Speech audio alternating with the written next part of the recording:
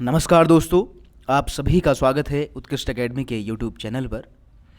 दोस्तों, आज हम लेके आए हैं महत्वपूर्ण 30 प्रश्न जो कि भारतीय संविधान से संबंधित हैं।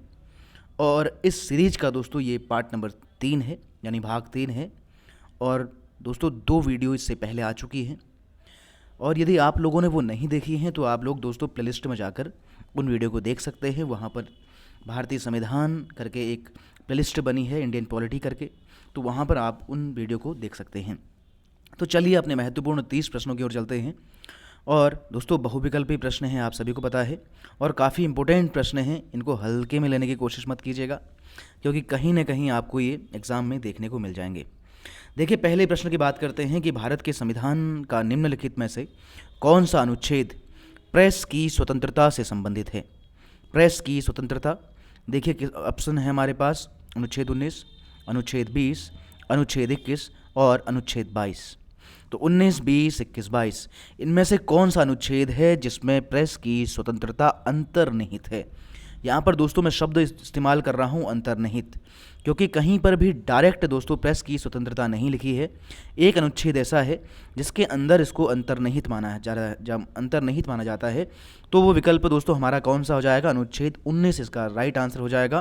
क्योंकि दोस्तों जो आर्टिकल 19 है, इसके 19 एक ए के तहत 19 का एक और उसके खंड ए के तहत दोस्तों जो वाक अभिव्यक्ति की जो स्वतंत्रता है, उसी के अंदर दोस्तों प्रेस की स्वतंत्रता भी निहित मानी जाती है। यानी ऑप्शन ए हमारा सही हो जाएगा, अनुच्छेद 19। और यदि और अंदर आए तो अनुच्छेद 19 का एक का खंड ए, जहाँ पर वाक और अभिव्यक्ति की स्वतंत्रता है दोस्तों, उसी के अंदर प्रेस की स्वतंत्रता भी अंतर्निहित मानी जाती है। 20 आपको पता ही है, अपराध और दोषसिद्धि के संबंध में संरक्षण। 21 जीवन की स्वतंत्रता का अधिकार। और 22 दोस्तों गिरफ्तारी और निवारक निरोध के संबंध में संरक्षण। आगे बात करते हैं क्वेश्चन नंबर 2 की। आर्थिक नियोजन भारतीय संविधान की किस सूची से संबंधित है। जो आर्थिक नियोजन दोस्तों सब्जेक्ट है, विषय है, वो किस सूची में है, यह आपको बताना है। देखिए, संघ सूची, राज्य सूची, समवर्ती सूची या विशेष सूची, इनमें से कौन सा विकल्प है जिसके अंदर आर्थिक नियोजन शामिल है। तो इसका राइट आंसर दोस्तों हमारा हो जाएगा समवर्ती सूची, ऑप्शन सी। समवर्ती सूची में दोस्तों ये आर्थिक नियोजन जो हमारा सब्जेक्ट है ये शामिल है। और समवर्ती सूची के बारे में एक चीज़ आपको ध्यान रखनी है, ये जो सूची है ये ऑस्ट्रेलियाई संविधान से प्रेरित है। आगे बात करते हैं क्वेश्चन नंबर 3 की। सर्वप्रथम संसदात्मक सरकार किस देश में आरंभ की गई। सर्वप्रथम संसदात्मक सरकार किस देश में आरंभ की गई। ऑप्शन देखिए, ब्रिटेन, फ्रांस, स्विट्जरलैंड और भारत। तो देखिए, सबसे पहले जो संसदीय सरकार है वो कहाँ प्रारंभ की गई होगी, आप सही गैस कर पा रहे होंगे। इसका राइट आंसर है दोस्तों ब्रिटेन। ब्रिटेन है यूके में पहली संसदीय सरकार की स्थापना हुई थी। और जब ब्रिटेन ने भारत को गुलाम किया, अपना उपनिवेश बनाया, तो उसी दौरान दोस्तों जो संसदीय प्रणालियाँ हैं, संसदीय कानून हैं या जो एक्ट हैं, वो भारत में भी धीरे धीरे आने लगी। और भारत ने बाद में स्वतंत्रता के बाद संसदीय शासन प्रणाली को ही अपनाया। आगे बात करते हैं क्वेश्चन नंबर 4 की। भारतीय संविधान के भाग 4 के बारे में असत्य है। पहले तो आपको पता होना चाहिए कि भाग 4 क्या है। भाग 4 दोस्तों क्या है, डीपीएसपी है, राज्य के नीति निदेशक तत्व। अब इसके बारे में असत्य क्या है, देखिए विकल्प 1 की बात करते हैं, लोक कल्याणकारी राज्य की स्थापना, बिल्कुल सही है, ये गलत नहीं है। 2 की बात करते हैं, आर्थिक और सामाजिक लोकतंत्र की स्थापना, बिल्कुल सही है, ये आयरलैंड से लिए गए हैं, बिल्कुल सही है। और ऑप्शन डी की बात करते हैं दोस्तों, देखिए भाग 4 के तत्व वाद योग्य हैं, ये हमारा सत्य है। जो भाग 4 के तत्व हैं, जितने भी अनुच्छेद इसमें दिए हुए हैं, वो वाद योग्य नहीं हैं, बल्कि वो गैर वाद योग्य हैं। उनके लिए हम कोर्ट में या कोर्ट का दरवाज़ा नहीं खटखटा सकते, यानी हमको कोर्ट से न्याय नहीं मिलेगा। इन तत्वों को राज्य चाहे तो राज्य लागू करेगा, यदि उसके पास संसाधन होंगे तो, वरना नहीं करेगा। यानी इनको न्यायालय में चुनौती या चैलेंज नहीं किया जा सकता। आगे बात करते हैं क्वेश्चन नंबर 5 की। निम्नलिखित में से कौन सा एक मौलिक अधिकार नहीं है। कौन सा मौलिक अधिकार नहीं है, बहुत सिंपल सा है, देखिए कौन सा नहीं होगा। ऑप्शन ए उत्पीड़न के खिलाफ अधिकार। ऑप्शन बी में देखिए समान काम के लिए समान वेतन। ऑप्शन सी देखो कानून के समक्ष बराबरी। और ऑप्शन डी देखिए धर्म पालन की स्वतंत्रता का अधिकार। कौन सा मौलिक अधिकार नहीं है, तो बहुत सिंपल सा आंसर है इसका, समान काम के लिए समान वेतन। दोस्तों ये मौलिक अधिकार नहीं है, बल्कि ये कहाँ है, हमारे डीपीएसपी में है, राज्य के नीति निर्देशक तत्वों में आर्टिकल जब हम 39 की बात करते हैं दोस्तों, आर्टिकल 39 में इसका उल्लेख है समान काम के लिए समान वेतन। ये मौलिक अधिकार नहीं है, ये हमारे डीपीएसपी के अंदर दिया हुआ है। बाकी उत्पीड़न के खिलाफ अधिकार, ये शोषण के विरुद्ध अधिकार है। और कानून के समक्ष बराबरी, ये 24 में है, नहीं सॉरी 14 में है। और धर्म पालन की स्वतंत्रता का अधिकार, ये आर्टिकल 25 से लेकर 28 तक है, आपको पता ही है। आगे बात करते हैं क्वेश्चन नंबर 6 की। भारत में निम्नलिखित में से किसके अंतर्गत पंचायती राज प्रणाली की व्यवस्था की गई है? यानी कहाँ पर पंचायती राज व्यवस्था के बारे में बताया गया है। अब विकल्प देखिए, मौलिक अधिकारों के अंदर, मौलिक कर्तव्य के अंदर, राज्य के नीति निर्देशक सिद्धांतों के अंतर्गत और चुनाव आयोग अधिनियम के अंतर्गत। तो बहुत सिंपल सा है, किसके अंदर पंचायती राज प्रणाली की व्यवस्था स्थापना की गई है? तो राइट आंसर दोस्तों हमारा हो जाएगा ऑप्शन सी, राज्य के नीति निर्देशक सिद्धांतों के अंतर्गत। आर्टिकल की बात करें तो दोस्तों आर्टिकल 40 में इसका उल्लेख है कि राज्य क्या करेगा, पंचायती राज संस्थाओं की स्थापना करेगा, उनका गठन करेगा और उनको स्थानीय स्तर पर जो सरकार है या सरकारों के रूप में जिम्मेदारी सौंपेगा। तो ऑप्शन सी इसका सही है। आगे बढ़ते हैं क्वेश्चन नंबर 7 में। निम्नलिखित में से कौन सी विशेषता आयरलैंड से प्रेरित नहीं है? कौन सी ऐसी विशेषता है जो आयरलैंड के संविधान से प्रेरित नहीं है? विकल्प देखिए, राष्ट्रपति की निर्वाचन पद्धति, राज्यसभा के लिए सदस्यों का नामांकन, राज्यों के नीति निर्देशक तत्व और दोनों सदनों की संयुक्त बैठक। अब देखिए यार, इनमें से कौन सा आयरलैंड से प्रेरित नहीं है? राष्ट्रपति की निर्वाचन पद्धति बिल्कुल प्रेरित है, राज्यसभा के लिए सदस्यों का नामांकन बिल्कुल प्रेरित है, ये भी है, ये भी है। राज्य के नीति निर्देशक तत्व, ये आपको पता ही है, ये भी है। और ऑप्शन डी देखिए जरा, दोनों सदनों की संयुक्त बैठक। तो दोस्तों ये जो हमारा जो ऑप्शन डी है, देखिए ऑप्शन डी आयरलैंड से प्रेरित नहीं है बल्कि ऑस्ट्रेलिया से प्रेरित है। कहाँ से है? ऑस्ट्रेलिया से। और आर्टिकल 108 में इसका उल्लेख किया गया है, ये भी आपको पता होना चाहिए। तो ऑप्शन डी इसका सही हो जाएगा, ये ऑस्ट्रेलिया से प्रेरित है। बाकी ऊपर के जो 3 तत्व हैं ये आयरलैंड से प्रेरित हैं। आगे बात करते हैं क्वेश्चन नंबर 8 पर। भारत की संप्रभुता, एकता और अखंडता की रक्षा करें और उसे अक्षुण्ण बनाए रखें, यह उपबंध किसमें किया गया है? तो ऐसा दोस्तों कहाँ पर लिखा हुआ है? देखिए, संविधान की उद्देशिका में, मूल अधिकार में, मौलिक कर्तव्य में, या इनमें से कोई नहीं। तो आप लोगों ने सोच लिया होगा, इसका राइट आंसर दोस्तों हमारा क्या हो जाएगा? मूल कर्तव्य, ऑप्शन सी। ऐसा दोस्तों मूल कर्तव्य में लिखा हुआ है और ये हमारा तीसरा मौलिक कर्तव्य है। थर्ड मौलिक कर्तव्य में दोस्तों ऐसा लिखा हुआ है कि भारत की संप्रभुता, एकता और अखंडता की रक्षा करें और उसे अक्षुण्ण बनाए रखें। आगे बात करते हैं क्वेश्चन नंबर 9 पे। भारत का प्रधानमंत्री होता है, भारत का प्रधानमंत्री दोस्तों कौन होता है?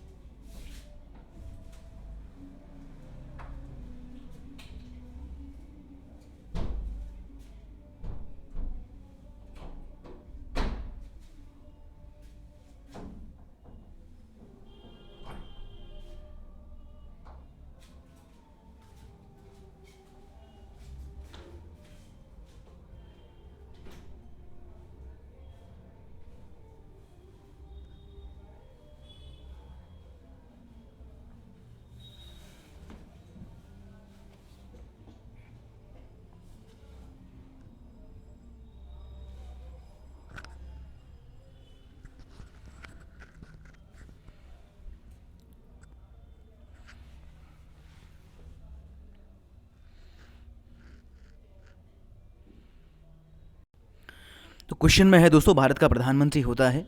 अब देखिए विकल्प क्या क्या है हमारे पास, निर्वाचित, चयनित, मनोनीत और नियुक्त। तो भारत का प्रधानमंत्री क्या होगा इनमें से बताइए, बहुत इंपॉर्टेंट क्वेश्चन है, पूछा भी जा चुका है। निर्वाचित, चयनित, मनोनीत या नियुक्त। तो इसका राइट आंसर दोस्तों हमारा है नियुक्त। जो भारत का प्रधानमंत्री होता है वो नियुक्त होता है, किसके द्वारा? राष्ट्रपति द्वारा, क्योंकि ऐसा संविधान में लिखा हुआ है कि भारत के राष्ट्रपति की नियुक्ति, भारत के प्रधानमंत्री की नियुक्ति राष्ट्रपति करेंगे, और जो अन्य मंत्री हैं, अन्य मंत्रियों की नियुक्ति राष्ट्रपति प्रधानमंत्री की सलाह पर करेंगे। तो हमारा ऑप्शन डी सही है, प्रधानमंत्री की नियुक्ति की जाती है। आगे बात करते हैं क्वेश्चन नंबर 10 पर। निम्नलिखित में से कौन अपने प्रधानमंत्रित्व काल में लोकसभा का सदस्य था? कौन सा प्रधानमंत्री रहते हुए लोकसभा का सदस्य था? देखिए, देवगौड़ा, आई के गुजराल, चंद्रशेखर और मनमोहन सिंह। इनमें से कौन सा ऐसा प्रधानमंत्री है जो प्रधानमंत्री रहते हुए लोकसभा का मेंबर था? तो देवगौड़ा की बात करते हैं दोस्तों, ये राज्यसभा के मेंबर थे। आई के गुजराल, ये भी राज्यसभा के मेंबर थे जब ये प्रधानमंत्री थे। मनमोहन सिंह भी जब प्रधानमंत्री थे तब राज्यसभा के मेंबर थे, यानी ऑप्शन सी हमारा सही है, चंद्रशेखर। चंद्रशेखर दोस्तों जब प्रधानमंत्री थे तो वो लोकसभा के मेंबर थे, न कि राज्यसभा के। और पहली 4 ही प्रधानमंत्री ऐसे रहे हैं जो अपने प्रधानमंत्रित्व काल में राज्यसभा के मेंबर थे। एस.डी. देवगौड़ा, आई के गुजराल, मनमोहन सिंह और इंदिरा गांधी। इंदिरा गांधी पहली प्रधानमंत्री थी जो राज्यसभा की मेंबर बनते हुए या सदस्य रहते हुए प्रधानमंत्री बनी थी। तो ऑप्शन सी इसका सही है, चंद्रशेखर। आगे बढ़ते हैं क्वेश्चन नंबर 11 में। निम्नलिखित में से कौन संसद का अनन्य भाग नहीं है? निम्नलिखित में से कौन संसद का अनन्य भाग नहीं है? देखिए, राष्ट्रपति, उपराष्ट्रपति, लोकसभा और राज्यसभा। दोस्तों आर्टिकल 79 की बात करते हैं तो आर्टिकल 79 में संसद की परिभाषा दी गई है, और उस संसद की परिभाषा में दोस्तों लिखा गया है कि संसद के 3 अंग होंगे। अब वो कौन कौन से होंगे? लोकसभा होगा, राज्यसभा होगा और राष्ट्रपति होगा। यानी विकल्प देखिए हमारा कौन सा बचेगा? ऑप्शन बी सही है, उपराष्ट्रपति। उपराष्ट्रपति के बारे में दोस्तों ऐसा प्रावधान नहीं किया गया है, तो ऑप्शन बी हमारा सही होना चाहिए। आगे बढ़ते हैं क्वेश्चन नंबर 12 में। निम्नलिखित में से दलीय व्यवस्था किस एक व्यापक व्यवस्था का अंग है? दलीय व्यवस्था किसका अंग माना जा सकता है? देखिए, सामाजिक व्यवस्था, आर्थिक व्यवस्था, राजनीतिक व्यवस्था या अंतर्राष्ट्रीय व्यवस्था। तो दलीय व्यवस्था दोस्तों किस में आता है? हमारे ऑप्शन सी राजनीतिक व्यवस्था में, क्योंकि वो राजनीतिक व्यवस्था के अंदर दोस्तों हमारे जो दलीय सिस्टम है और वो पाया जा सकता है। भारत की बात करते हैं तो भारत में बहुदलीय व्यवस्था पाई जाती है, आप सभी को पता है। आगे बात करते हैं क्वेश्चन नंबर 13 पर। भारत के विभिन्न राजनीतिक दलों को राष्ट्रीय या क्षेत्रीय दल के रूप में दर्जा देने का अधिकार किसे प्राप्त है? तो भारत में जो राजनीतिक दल हैं, पॉलिटिकल पार्टीज़ हैं, उनको राष्ट्रीय और क्षेत्रीय दल के रूप में दर्जा देने का अधिकार दोस्तों किसके पास है? ऑप्शन डी इसका सही हो जाएगा, चुनाव आयोग। इलेक्शन कमीशन के पास दोस्तों वो पावर है कि वो जो हमारी पॉलिटिकल पार्टीज़ होती हैं उन्हें या तो नेशनल पार्टी के रूप में या रीजनल पार्टी के रूप में दर्जा देता है। उसके लिए कई सारे मानक होते हैं जो कि चुनाव में उनका जो योगदान है, उनका रिजल्ट है चुनाव में, जिस प्रकार से उनका परिणाम रहा है, उस आधार पर दोस्तों उनको या तो राष्ट्रीय पार्टी का दर्जा मिलता है या उनको क्षेत्रीय पार्टी का दर्जा मिलता है। तो इसका राइट आंसर दोस्तों हमारा क्या हो जाएगा? ऑप्शन डी सही हो जाएगा। आगे बढ़ते हैं क्वेश्चन नंबर 14 पर। राज्य पुनर्गठन आयोग अधिनियम 1956 लागू होने से पहले भारत में क्षेत्रों की कितनी श्रेणियां संविधान में विद्यमान थी? राज्य पुनर्गठन आयोग 1956 बहुत इंपॉर्टेंट है दोस्तों।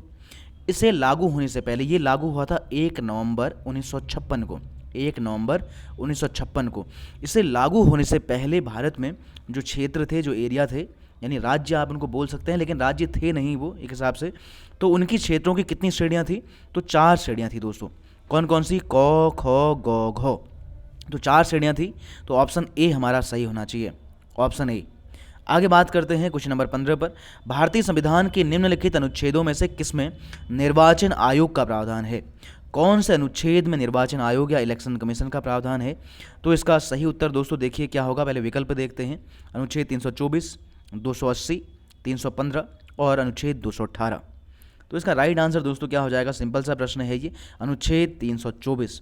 324 में दोस्तों आर्टिकल 24 में ECI का प्रावधान है, इलेक्शन कमीशन ऑफ इंडिया। और ये दोस्तों यदि भाग आएगा कि चुनाव किस भाग में है, तो भाग 15 आपका सही होगा, और 324 से लेकर 329A तक दोस्तों ये भाग जाता है। आगे बात करते हैं क्वेश्चन नंबर 16 पर। निम्नलिखित में से कौन सी एक संवैधानिक संस्था नहीं है? यानी ऐसी कौन सी संस्था है या ऐसा कौन सा विकल्प इनमें से है जिसका उल्लेख संविधान में नहीं है? संविधान में नहीं है यानी संविधान से बाहर है। विकल्प देखते हैं, मानवाधिकार आयोग, राज्य का वित्त आयोग, लोकसभा का सचिवालय, केंद्र का वित्त आयोग। तो इसका सही उत्तर दोस्तों हमारा क्या हो जाएगा, ऑप्शन ए हो जाएगा, मानवाधिकार आयोग। जो मानवाधिकार आयोग है, ह्यूमन राइट कमीशन, इसका उल्लेख दोस्तों संविधान में नहीं है, बल्कि इसका गठन 1993 के एक एक्ट के माध्यम से, 1993 के एक एक्ट के माध्यम से दोस्तों किया गया था। और वित्त आयोग जो राज्य का है, लोकसभा का सचिवालय और केंद्रीय वित्त आयोग, इनका उल्लेख दोस्तों संविधान में किया गया है, यानी ये संवैधानिक संस्थाएं हैं। आगे बात करते हैं क्वेश्चन नंबर 17 में, भारतीय प्रशासनिक सेवा और भारतीय पुलिस सेवा को समाप्त करने की सिफारिश किसने की थी? देखिए विकल्प, ढेबर आयोग, काका कालेलकर आयोग, खेर आयोग और राजमन्नार आयोग। तो आईएएस, यहाँ बात चल रही है दोस्तों आईएएस और आईपीएस की, इसको समाप्त करने की सिफारिश किस आयोग ने या किस संस्था ने की थी? तो इसका राइट आंसर दोस्तों हमारा है ऑप्शन डी, राजमन्नार आयोग। राजमन्नार आयोग ने दोस्तों जो भारतीय प्रशासनिक सेवा है और भारतीय पुलिस सेवा है उसे समाप्त करने की सिफारिश की थी। आगे बात करते हैं क्वेश्चन नंबर 18 पर, निम्नलिखित में से कौन सा युग्म सही सुमेलित नहीं है? यानी कौन सा युग्म असुमेलित है, आपको बताना है। देखिए, सीबीआई, केंद्रीय अन्वेषण आयोग 1963, केंद्रीय सतर्कता आयोग 1964, भ्रष्टाचार निरोधक कानून 1986 और प्रवर्तन निदेशालय यानी ईडी 1956। अब इनमें से देखिए कौन सा गलत है। सीबीआई 1963, सीवीसी 1964, भ्रष्टाचार निवारक निरोध कानून 1986 और प्रवर्तन निदेशालय 1956। तो इसका राइट आंसर दोस्तों हमारा है ऑप्शन सी, भ्रष्टाचार निवारक निरोध कानून 1986 का नहीं है, बल्कि कब का है दोस्तों, 1988 का ये एक्ट है, यानी ऑप्शन सी सही है। यहाँ पर 88 होना चाहिए था। अगला देखिए, ओम्बुड्समैन का भारतीय प्रतिमान है। दोस्तों ओम्बुड्समैन नामक संस्था है जो कि पहले दोस्तों स्कैंडिनेवियन जो देश हैं, नॉर्वे, स्विट्जरलैंड, डेनमार्क, यहाँ पर चलती है। और इसी रूप में दोस्तों भारत ने भी एक प्रकार की संस्था की स्थापना की है। उनको राज्यों में दोस्तों कहा जाता है लोकायुक्त और सेंट्रल स्तर पर दोस्तों से कहा जाता है लोकपाल। तो सेंटर में इसको लोकपाल बोलते हैं और राज्यों में दोस्तों से कहा जाता है लोकायुक्त। तो ओम्बुड्समैन की तर्ज पर दोस्तों भारत में क्या लागू किया गया है, लोकपाल को लागू किया गया है, जिसे केंद्र में लोकपाल और राज्य स्तर पर दोस्तों लोकायुक्त कहा जाता है। ये आपको ध्यान रखना है, लेखपाल होगा नहीं, राज्यपाल होगा नहीं, तहसीलदार भी नहीं होगा, यानी ऑप्शन डी हमारा सही हो जाएगा, लोकपाल। और यदि ये आएगा कि लोकपाल किस पैटर्न पर स्थापित किया गया है, तो तब आपका आंसर दोस्तों होगा ओम्बुड्समैन, जो कि स्कैंडिनेवियन देशों से प्रचलन में आया है। अगला बात करते हैं क्वेश्चन नंबर 20 की, संसद में लोकपाल विधेयक पहली बार कब रखा गया था? ये दोस्तों क्वेश्चन आ भी चुका है। संसद में पहली बार लोकपाल विधेयक दोस्तों रखा गया था। देखिए विकल्प पहले देखते हैं, 1967 में, 1968 में, 1971 में या 1972 में। तो उसका राइट आंसर दोस्तों हमारा हो जाएगा ऑप्शन बी, 1968 में। 1968 में दोस्तों पहली बार लोकपाल विधेयक को संसद में रखा गया था। आगे बात करते हैं क्वेश्चन नंबर 21 पर, भारत में राष्ट्रीय विकास परिषद यानी एनडीसी की स्थापना कब की गई? दोस्तों एक संस्था है एनडीसी, राष्ट्रीय विकास परिषद, इसकी स्थापना कब की गई? देखिए 22 जुलाई 1947, 24 जनवरी 1950, 6 अगस्त 1952, 15 मार्च 1950। तो पहले विकल्प की बात करते हैं दोस्तों, 22 जुलाई 1947 को। ये डेट आपको याद होनी चाहिए। इस दिन जो तिरंगा है, तिरंगे को राष्ट्रीय ध्वज के रूप में मान्यता मिली थी, आपको पता होगा। 24 जनवरी 1950 को राष्ट्रीय गान और राष्ट्रीय गीत को दोस्तों मान्यता मिली थी और राजेंद्र प्रसाद का राष्ट्रपति के रूप में चयन हुआ था। 15 मार्च 1950 की बात करते हैं दोस्तों, इस दिन योजना आयोग, जो हमारा योजना आयोग है, योजना आयोग की स्थापना हुई थी 15 मार्च 1950 को। और एनडीसी की स्थापना दोस्तों हुई थी 6 अगस्त 1952 को, यानी ऑप्शन सी हमारा सही उत्तर हो जाएगा। आगे बात करते हैं क्वेश्चन नंबर 22 में, जिला न्यायाधीश शब्द संविधान के किस अनुच्छेद में आता है? जो जिला न्यायाधीश है यानी डीजे है, डिस्ट्रिक्ट जज है, उसका प्रावधान दोस्तों कहाँ पर आता है? विकल्प देखिए, 230 में, 231 में, 233 में या इनमें से कोई नहीं। तो इसका सही उत्तर दोस्तों आपको पता होगा, अनुच्छेद 233 में, 233 में दोस्तों इसका उल्लेख है। आप लोग जिनको पता नहीं है आप लोग याद कर लीजिएगा। आगे बात करते हैं क्वेश्चन नंबर 23 में, जब सर्वोच्च न्यायालय किसी व्यक्ति या संस्था को उसके दायित्व के निर्वहन हेतु लेख जारी करता है यानी रिट जारी करता है, तो उसे क्या कहते हैं? दायित्व के निर्वहन का मतलब है कि जब वो अपने कार्य का पूरा न कर रहा हो, अपने कर्तव्यों का पालन न कर रहा हो और सुप्रीम कोर्ट या हाई कोर्ट उसे अपने कर्तव्यों के पालन करने के लिए बोले, तो वो कौन सी रिट होगी जिसको जारी किया जाएगा? देखिए उत्प्रेषण, परमादेश, अधिकार परीक्षा या ऑप्शन डी है इनमें से कोई नहीं। तो बहुत सिंपल सा है दोस्तों, इसका आंसर हो जाएगा हमारा ऑप्शन बी, परमादेश। ऐसी कंडीशन में जब कोई सार्वजनिक पदाधिकारी या सार्वजनिक अधिकारी अपने कर्तव्य का पालन न कर रहा हो या अपने दायित्व का निर्वहन न कर रहा हो, जिससे लोगों के मौलिक अधिकार प्रभावित हो रहे हों, तो ऐसी कंडीशन में दोस्तों फिर सुप्रीम कोर्ट या हाई कोर्ट परमादेश रिट जारी करती है और बोलती है कि अपने कर्तव्य का पालन कीजिए, या बोलती है कि हम आदेश देते हैं कि सेंस में दोस्तों परमादेश का अर्थ होता है। आगे बात करते हैं क्वेश्चन नंबर 24 में, निम्नलिखित में से कौन सा राज्य के उच्च न्यायालय का मुख्य क्षेत्राधिकार नहीं है? हाई कोर्ट का कौन सा मुख्य क्षेत्राधिकार नहीं है? विकल्प देखिए, परामर्श संबंधी क्षेत्राधिकार, प्रारंभिक क्षेत्राधिकार, निरीक्षण का क्षेत्राधिकार, और ऑप्शन डी है अपीलीय क्षेत्राधिकार। तो हाई कोर्ट के पास दोस्तों इनमें से कौन सा नहीं होता है? ऑप्शन ए, परामर्श संबंधी क्षेत्राधिकार, ये नहीं होता। बाकी इसके अलावा प्रारंभिक क्षेत्राधिकार, निरीक्षण का अधिकार, अपीलीय क्षेत्राधिकार, ये सारे अधिकार दोस्तों उच्च न्यायालय के पास होते हैं। और परामर्श संबंधी क्षेत्राधिकार किसके पास है दोस्तों? सुप्रीम कोर्ट के पास ये शक्ति है, यानी ऑप्शन ए हमारा सही है। आगे बात करते हैं क्वेश्चन नंबर 25 में, उच्च न्यायालय के न्यायाधीशों का वेतन और भत्ता कहाँ से दिया जाता है? मोस्ट इंपोर्टेंट प्रश्न, इतना इंपोर्टेंट प्रश्न है कि ये क्वेश्चन पूछा भी जा सकता है। हाई कोर्ट के न्यायाधीशों का जो वेतन और भत्ता है वो कहाँ से दिया जाता है? देखिए विकल्प, भारत की संचित निधि से, राज्य की संचित निधि से, भारत की आकस्मिक निधि से, या राज्य की आकस्मिक निधि से। तो इसका सही उत्तर दोस्तों क्या होना चाहिए? देखिए, जो भी लोग जा रहे हैं भारत की संचित निधि से वो गलत हैं। इसका राइट आंसर दोस्तों है राज्य की संचित निधि से, ऑप्शन बी इसका सही उत्तर है। राज्य की संचित निधि से दोस्तों हाई कोर्ट के जो जज हैं उनका वेतन दिया जाता है। और एक क्वेश्चन और आ सकता है कि उनकी पेंशन कहाँ से दी जाती है? जब वो रिटायर हो जाते हैं तो उनकी पेंशन दोस्तों दी जाती है भारत की संचित निधि से। ये आपको ध्यान रखना है, वेतन राज्य की संचित निधि से, भत्ते भी राज्य की संचित निधि से, लेकिन पेंशन के मामले में पेंशन दोस्तों दी जाएगी भारत की संचित निधि से। यह आपको ध्यान रखना है। आगे बात करते हैं क्वेश्चन नंबर 26 में, भारत में वर्तमान में उच्च न्यायालयों की संख्या कितनी है? यानी भारत में हाई कोर्ट कितने हैं?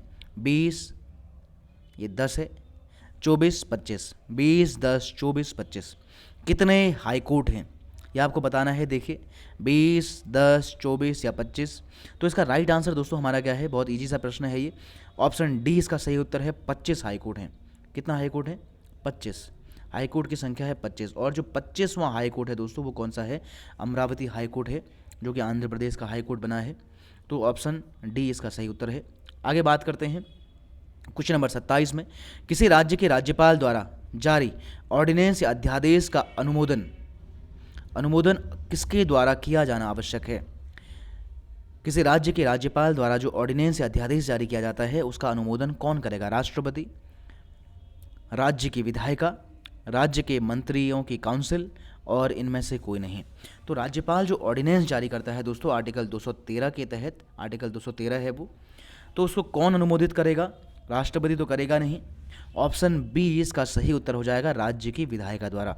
यानी राज्य का विधानमंडल उस ऑर्डिनेंस को अगले सत्र चलने के 6 सप्ताह के भीतर दोस्तों अनुमोदित करेगा, अन्यथा वो जो ऑर्डिनेंस होता है या जो अध्यादेश होता है वो समाप्त हो जाता है।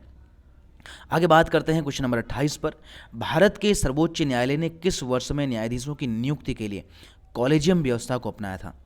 कॉलेजियम व्यवस्था को अपनाया था। तो कॉलेजियम व्यवस्था अपनाने का दोस्तों ईयर क्या है? यहाँ पर विकल्प देखते हैं पहले, 1993, 1996, 2000 या 2004। इसका सही उत्तर दोस्तों हमारा है ऑप्शन ए, 1993। 1993 में दोस्तों कॉलेजियम व्यवस्था की विधिवत शुरुआत हुई थी।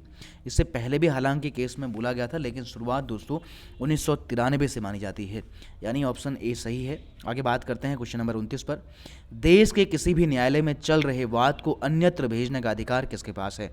तो देश के किसी भी कोर्ट में दोस्तों यदि कोई केस चल रहा है उसे किसी अन्य कोर्ट में भेजने का जो अधिकार है वो किसके पास है? विकल्प देखते हैं, राष्ट्रपति, उच्च न्यायालय, सर्वोच्च न्यायालय, या बी और सी दोनों।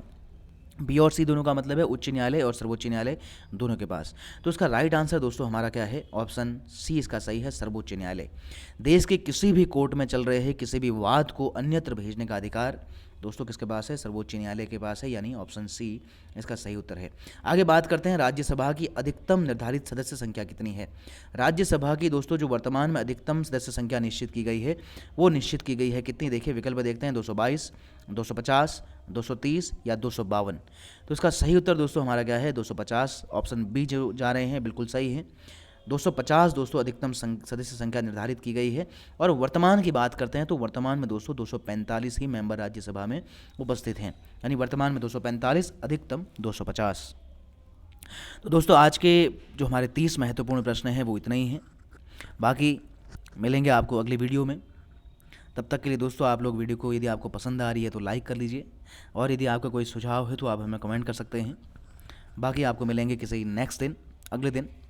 तब तक के लिए दोस्तों नमस्कार, जय हिंद, जय भारत, जय उत्तराखंड।